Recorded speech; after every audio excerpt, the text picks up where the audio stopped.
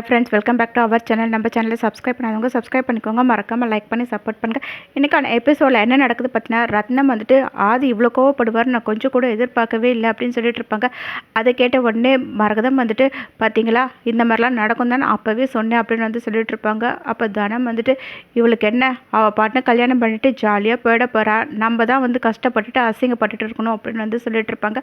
உடனே ரத்னம் வந்துட்டு இங்கே பாரு தனம், உன்னோட கஷ்டம் என்னன்றது எனக்கு புரிஞ்சிக்க முடியுது, அதுக்காக நீ வாய்க்கு வந்த மாதிரிலாம் எதுவுமே பேசாத, இதில் பாரதியோட தப்பு என்ன இருக்குது, பாரதிக்கும் இந்த மாதிரிலாம் நடக்கும் என்ன தெரியுமா என்ன அப்படின்வாங்க. மணியும் ரத்னம் பார்த்து நான் இந்த மாதிரி அசிங்கப்பட்டதில் எனக்கு ஒன்றும் பெருசாக தெரியவே இல்லை மாமா, நீங்கள் இந்த வீட்டுக்கு பெரியவர், உங்களை அசிங்கப்படுத்தின மாதிரி ஆனது பார்த்தீங்களா, அதுதான் என்னால் தாங்கிக்கவே முடியல, என்னோட குடும்பம் அசிங்கப்படுறது எனக்கு ரொம்ப கஷ்டமாக இருக்குது அப்படின்னு வந்து சொல்லிட்டு இருப்பாங்க. அதை கேட்ட உடனே தனம் வந்து பாரதியை பார்த்துட்டு அவளுக்கு என்ன, அவள் இந்த குடும்பத்தை பற்றி கொஞ்சம் கூட அக்கறையே கிடையாது, அவளுக்கு நம்மளை பற்றிலாம் எந்த ஒரு எண்ணம்னா இருக்குமா அப்படின்னு வந்து கேட்டுட்டு இருப்பாங்க. அப்போ மரகதம் வந்துட்டு இவரும் வந்து நம்ம வீட்டுக்கு மருமகனாக வந்தவர் தான், பாரதி நம்ம வீட்டுக்கு மருமகளாக வந்தவர் தான், ஆனால் அவருக்கு இருக்கிற அக்கறை பாரதிக்கு கொஞ்சம் கூட கிடையாது, இவளை நம்ம கல்யாணம் பண்ணி கொடுத்துட்டு என்ன ஆச்சு ஏதோ ஆச்சுன்னு பயந்துட்டும் இருக்க முடியாது, அதனால் ஆதி வீட்டில் இருக்க எல்லாருமே வந்து மன்னிப்பு கேட்டால் தான் இந்த கல்யாணம் நடக்கும் அப்படின்னு வந்து சொல்லிடுவாங்க. அதை கேட்டால் ரத்னமும் பாரதி கிட்ட எனக்கு என்ன முடிவு எடுக்கிறதுன்னு இப்போ தெரியலம்மா, நம்ம பொறுமையாக இதை பற்றி பேசிக்கலாம், சரி போய் நீ படுதானோ, உன்னோட கஷ்டம் எனக்கு புரியுது அப்படின்னு வந்து சொல்லிட்டு இருப்பாங்க. அப்போ பாரதி வந்து ரத்னம் இது என்னோட குடும்பம் மாமா, என் குடும்பத்துக்கு ஒரு அசிங்கம்னா அது எனக்கும் அசிங்கம் மாதிரி தானே, கண்டிப்பாக ஆதி வீட்டில் இருந்து யாருன்னா மன்னிப்பு கேட்டால் தான் இந்த கல்யாணமே, அதனால் இதில் எனக்குன்னு தனிப்பட்ட எந்த ஒரு முடிவும் கிடையாது, உங்களோட இஷ்டம் என்னவோ அதான் அப்படின்னு வந்து சொல்லுவாங்க. அதை கேட்டால் ரத்னமும் பாரதி கிட்ட சரிம்மா நீ போய் படுன்னு சொல்லுவாங்க. பார்த்தீங்கன்னா பாரதி எல்லாருமே அங்கேருந்து போயிடுவாங்க. நெக்ஸ்ட்ல பார்த்தீங்கன்னா அறிவு மனசுக்குள்ளேயே இந்த ஆதி வந்து அந்த பாரதி வேணா சொல்லுவான்னு பார்த்தா அவன் நம்ம முக்கியம் இல்லை அந்த பாரதி தான் முக்கியம் சொல்லிட்டு இருக்கா அப்படின்னு வந்து யோசிச்சுட்டே இருக்கும்போது ஸ்வேதா வந்து கால் பண்ணிவிட்டு என்ன பண்ண பாட்டுன்னு கால் பண்ணுறேன் நீங்கள் எடுக்கவே மாட்டீங்களா அப்படின்னு வந்து கேட்பாங்க. அப்போ அறிவு வந்துட்டு என்னம்மா பண்ணுறது, பிரச்சனை மேலே பிரச்சனை, அதான் நான் கவனிக்கவே இல்லை அப்படின்னுவாங்க. என்னப்பா ஆச்சு, கோவிலுக்கு போகிறேன்னு சொன்னீங்களா, அங்கே என்ன பிரச்சனை அப்படின்னு வந்து கேட்பாங்க. ஆமான்னு வந்து அறிவும் பார்த்தீங்கன்னா நடந்த விஷயம் எல்லாத்தையுமே ஸ்வேதா கிட்ட சொல்லிட்டு இருப்பாங்க. அதை கேட்ட உடனே ஸ்வேதா ரொம்பவே சந்தோஷப்பட்டுட்டு அப்போ இந்த கல்யாணம் நடக்காதோ சூப்பர்ப்பா அப்படின்வாங்க. அதை கேட்ட அறிவு வந்துட்டு நீ வேறம்மா, உன் மாமா வேற மாதிரி இருக்கான், சொந்த அம்மாவை அடித்து காயப்படுத்திருக்காங்க, அதை பற்றி அவன் கொஞ்சம் கூட யோசிக்கவே இல்லை, இன்னும் கூட அந்த பாரதியை தான் கல்யாணம் பண்ணிப்பேன்னு சொல்லிட்டு ஒத்த காலில் நின்றுட்டு இருக்கா, எனக்கு என்ன பண்ணுறதுன்னு தெரியவே இல்லை அப்படின்னு. அது கேட்ட ஸ்வேதா வந்துட்டு என்னப்பா நிஜமாவை சொல்கிறீங்க, மாமா அந்த மாதிரியே சொல்கிறாரு அப்படின்னு வந்து கேட்பாங்க. அப்போ அறி வந்து ஆதி பேசுனது எல்லாத்தையுமே வந்து ஸ்வேதா கிட்ட சொல்லுவாங்க. அதை கேட்ட ஸ்வேதா இவ்வளோ விஷயம் நடந்திருக்கு, அதுக்கப்புறம் கூட பாரதி தான் வேணும்னு சொல்லிட்டு இருக்காரு, அவருக்கு பைத்தியம் பிடிச்சிருக்கு, அத்தை மாமாக்காக எவ்வளோ விஷயம் பண்ணியிருப்பாரு, நீங்கள் அவருக்காக எவ்வளோ கஷ்டப்பட்டிருக்கீங்க, அது எல்லாத்தையும் கொஞ்சம் யோசிச்சு பார்த்தாரா, எல்லாத்தையுமே மறந்துட்டு இப்போ வந்து ஒருத்திக்காக அவர் நம்ம எல்லாரையுமே தூக்கி போட்டுட்டு போகிறது கொஞ்சம் கூட சரியே இல்லைப்பா, அவருக்கு அது தப்பாக கூட தெரியவே இல்லை அப்படின்னு வந்து கேட்பாங்க. அதை கேட்ட அறிவு வந்துட்டு அதுதான் எனக்கு ஒன்றும் புரியவே இல்லை, உங்ககிட்ட இல்லாதது அந்த பாரதி கிட்ட அப்படி என்னதான் இருக்குன்னு எனக்கு தெரியவே இல்லை, உன் மாமா அந்த பாரதி தான் வேணும் வேணும்னு சொல்லிட்டு அடம் பிடிச்சிட்டு இருக்கான், எனக்கு என்ன பண்ணணும்னு புரியவே இல்லை, அவள் ஒரு விதவன் நான் சாதாரணமாக தான் சொன்னேன் தெரியுமா, அதுக்கு என்னமோ உன்னோட மாமன் வானத்துக்கு பூமிக்கும் குதிக்கிறான் அப்படின்னாங்க. அதை கேட்ட ஸ்வேதா வந்து அப்பா நீங்கள் சொல்கிறதெல்லாம் கேட்கும்போது எனக்கு ஆத்திரமாக வந்துட்டு இருக்கு, என்னால் இதெல்லாம் கொஞ்சம் கூட ஏற்றுக்கவே முடியவே இல்லை, நீங்கள் சொன்னதில் என்ன தப்பு இருக்குன்னு மாமா இந்த மாதிரிலாம் பேசியிருக்காரு, புருஷன் இழந்தவ தானே அவள், அதை சொன்னால் அவருக்கு கோபம் வருதாம்மா. அதை கேட்ட அறிவு வந்துட்டு இதுக்கே இப்படின்னு சொல்கிறியே, இன்றைக்கி இன்னொரு விஷயம் நடந்தது தெரியுமா, உங்கள் மாமனுக்கு சாமி வந்து கோவிலில் குறி சொன்னான் அப்படின்வாங்க. அதை கேட்ட ஸ்வேதா வந்துட்டு அப்பா எனக்கு ஒன்றுமே புரியவே இல்லை, மாமா மேலே சாமி வந்துச்சா, என்னப்பா சொல்கிறீங்க, எனக்கு பைத்தியமே பிடிச்சிடும் போல இருக்குது அப்படின்வாங்க. அதை கேட்ட அறிவு வந்துட்டு எனக்கே ஒன்றும் புரியவே இல்லைம்மா, போக போக உங்கள் மாமா இன்னும் நம்ம கையில் திருவோடு கொடுத்து நம்மளை பிச்சை எடுக்க விட்டுருவான் போல இருக்குது அப்படின்வாங்க. அதை கேட்ட உடனே ஸ்வேதா வந்துட்டு பாரதி பாரதி அவள் பேரை கேட்டாலே எனக்கு கோபமாக வருதுப்பா அப்படின்வாங்க.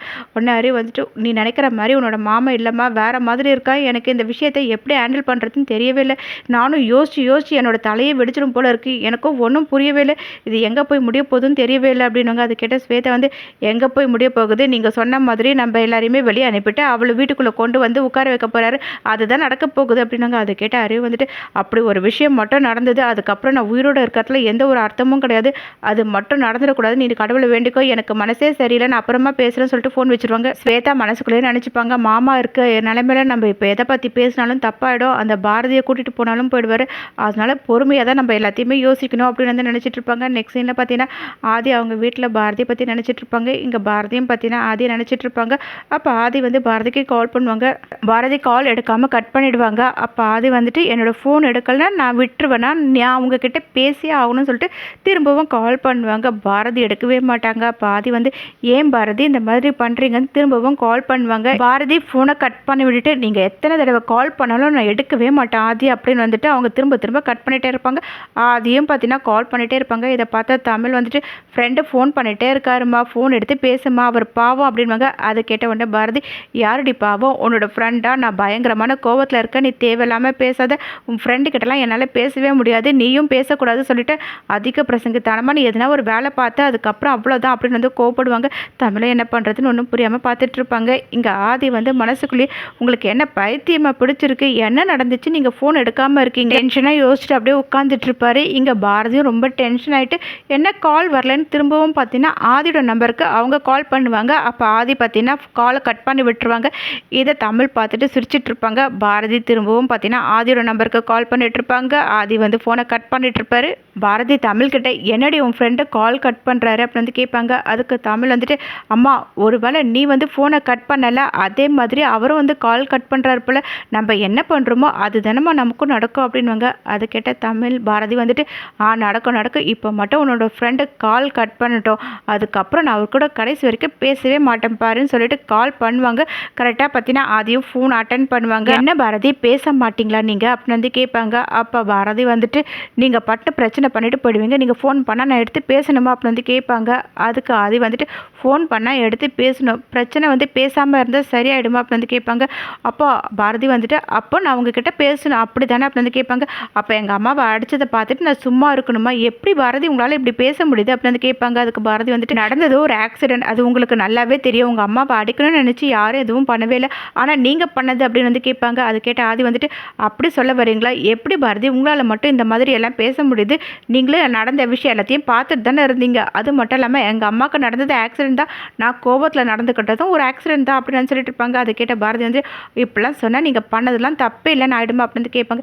இப்போ எது சரி எது தப்புன்னு வந்து பிரச்சனை கிடையாது, நீங்கள் அப்போத்துலேருந்து புரியாமல் பேசிகிட்டு இருக்கீங்க, நீங்கள் 1000 சொன்னாலும் எங்கள் அம்மாவை அவர் அடித்தது தப்பு தான் அப்படின்னு சொல்லுவாங்க. அதை கேட்ட பாரதி ஆதிக்கிட்ட, ஓ நீங்கள் சொல்கிறதெல்லாம் சரிதான், நீங்கள் வேறு எப்படி பேசுவீங்க ஆதி, அப்படியே இருந்தாலும் நீங்கள் கொஞ்சம் யோசிச்சு பொறுமையாக நிதானமாக எதனா பண்ணியிருக்கலாம்ல, அந்த மாதிரி கோவப்பட்டு அவரை போட்டு அடிச்சிட்டிங்க, நான் இவ்வளோ சொல்லி உங்களுக்கு எதுவுமே புரியாமல் போயிடுச்சுல, ஏன்னா உங்களுக்குள்ளே நிறைய ஈகோ இருக்குது, அதனால தான் இந்த மாதிரிலாம் நீங்கள் பேசுகிறீங்க, நீங்கள் பெரிய ஆளுங்கள்லாம் அந்த ஈகோ உங்ககிட்ட இருக்கும் தானே அப்படின்னு கேட்பாங்க. அதை கேட்டால் அது என்ன பேசுகிறீங்க பாரதி, அப்போ எனக்கு ஈகோ சொல்கிறீங்களா, நீங்கள் என்னை புரிஞ்சுக்கிட்டது அவ்வளோதானா, ஏங்க என்னைக்காச்சும் ஏதாவது ஒரு இடத்துல உங்ககிட்ட நான் அந்த மாதிரி நடந்துட்டு இருக்கேன்னா, எங்கள் அம்மாவுக்கு அடிப்பட்டதும் என்னால் தாங்க முடியலைங்க, ஏதோ கோவத்தில் நடந்துச்சு, அதுக்காக நீங்கள் இவ்வளோ பெரிய வார்த்தை பேசுவீங்களா அப்படின்னு கேட்பாங்க. எப்படி வேணாலும் இருக்கட்டும், நீங்கள் அவரை அடிக்கிறதுக்கு முன்னாடி என்னை பற்றி கொஞ்சம் யோசிச்சிருக்கணும் அப்படின்வாங்க. உங்களை பற்றியும் தமிழை பற்றி யோசிச்சதுனால தான் நான் இப்போ உங்ககிட்ட பேசிகிட்டு இருக்கேன் அப்படின்வாங்க. அது கேட்ட பாரதி, நீங்கள் பேசினா எல்லாமே முடிஞ்சிருக்குமா, நீங்கள் கொஞ்சம் யோசிச்சிருந்தா நீங்கள் அடிச்சிருக்க மாட்டீங்க, குடும்பத்தில் இருக்கவங்களுக்கு வந்த நிலைமை நாளைக்கு தமிழுக்கும் எனக்கும் வராது, என்ன நிச்சயம் சொல்லுங்கள் அப்படின்னு கேட்பாங்க. அதை கேட்ட ஆதி வந்துட்டு, இங்கே பாருங்கள், கோபத்தில் வர வார்த்தை மனசில் அப்படியே நின்றுடும், தயவு செஞ்சு அந்த மாதிரி தப்பை மட்டும் நீங்கள் பண்ணாதீங்க அப்படின்னுங்க. அதை கேட்ட பாரதி வந்துட்டு, இனிமேல் பண்ணுறதுக்கு என்ன இருக்குது, அதான் எல்லாத்தையுமே நீங்களே பண்ணிட்டீங்களே அப்படின்னுங்க. ப்ளீஸ் பாரதி இந்த மாதிரி பேசாதீங்க, நான் அதே சொல்லுவாங்க, நான் அப்படி தான் பேசுவேன், உங்களுக்கு பிடிக்கலன்னா நீங்கள் ஃபோனை கட் பண்ணிவிட்டு போங்க அப்படின்னு பாரதி சொல்லுவாங்க. அதை கேட்டால் ஆதி வந்துட்டு, ஓ நீங்கள் அந்த மாதிரி சொல்கிறீங்களா, இனிமேல் நீங்கள் என்கிட்ட பேச மாட்டீங்க அப்படி தானே அப்படின்னு வந்து கேட்பாங்க. அப்போ பாரதி வந்து, நான் அந்த மாதிரிலாம் எதுவுமே சொல்லவே இல்லை அப்படின்னு சொல்லிட்டு இருக்கும்போது, ஏங்க நீங்கள் இந்த மாதிரி மாற்றி மாற்றி பேசுகிறீங்கன்னு ஆதி கேட்பாங்க. ஆமாங்க எனக்கு இதான் வேலை அப்படின்னு வந்து பாரதி சொல்லும்போது, உங்ககிட்ட பேசுகிறதே வேஸ்ட்டு பாரதின்னு ஆதி சொல்லுவாங்க. இவ்வளோ நாள் கழிச்சு உங்களுக்கு இப்போ தான் இதெல்லாம் புரிஞ்சுதா அப்படின்னு வந்து கேட்கும்போது, உங்ககிட்ட பேசி பிரயோஜனமே இல்லைன்னு சொல்லிட்டு ஆதி கால் கட் பண்ணுறாரு. பாரதி ஃபீல் பண்ணி உட்காந்து அழுதுகிட்டே இருப்பாங்க. அப்போ மரகதம் கூப்பிடுவாங்கன்னு சொல்லிட்டு அங்கேருந்து போயிடுவாங்க. தமிழ் ஆதிக்கு கால் பண்ணுவாங்க. அப்போ ஆதி வந்துட்டு, என்னாச்சு ஃப்ரெண்ட், ஏன் வாய்ஸ் ஒரு மாதிரி டல்லாக இருக்குது அப்படின்னு வந்து கேட்பாங்க. அப்போ தமிழ் வந்துட்டு, நீங்களும் அம்மாவும் எதுக்காக சண்டை போடுறீங்க, எனக்கு ரொம்ப கஷ்டமாக இருக்குது ஃப்ரெண்ட், நீங்கள் இந்த மாதிரிலாம் இருக்காதீங்க ஃப்ரெண்ட், அம்மா அழுதுகிட்டே இருக்காங்க தெரியுமா, அதை பார்க்கும்போது எனக்கு ரொம்ப கஷ்டமாக இருக்குது அப்படின்னாங்க. அது கேட்டால் ஆதி வந்து, அதெல்லாம் ஒன்றும் இல்லை ஃப்ரெண்டு, நானும் அம்மாவும் போடாத சண்டையா, நீங்கள் எதை நினச்சி கவலைப்படாதீங்க, எல்லாமே சரியாயிடும் ஃப்ரெண்டு, நீங்கள் போடுற சண்டை வேறு மாதிரி இருக்குது, அதனால் நீங்கள் எனக்கு ஒரு சத்தியம் பண்ணி கொடுக்கணும், நீங்கள் என்னை விட்டு போகவே கூடாது, எங்கள் அப்பா மாதிரியே, ஏன்னா எனக்கு உங்களை ரொம்ப பிடிக்கும், அதனால் நீங்கள் என் கூடவே இருப்பேன்னு சொல்லிட்டு எனக்கு ப்ராமிஸ் பண்ணி கொடுக்கணும் அப்படின்னு சொல்லி கேட்பாங்க. அதை கேட்டால் அதையும் வந்துட்டு, உங்களை விட்டு நான் எங்கேயுமே போக மாட்டேன் ஃப்ரெண்ட், உங்கள் கூடவே தான் இருப்பேன்னு சொல்லிட்டு ப்ராமிஸ் பண்ணுவார். இப்படியே இந்த எபிசோட் எண்டாக்கும். நெக்ஸ்ட் எபிசோடில் என்ன நடக்குது தெரிஞ்சுக்க நம்ம சேனல் லைக் பண்ணுங்கள், ஷேர் பண்ணுங்கள், மறக்காமல் சப்ஸ்கிரைப் பண்ணிக்கோங்க.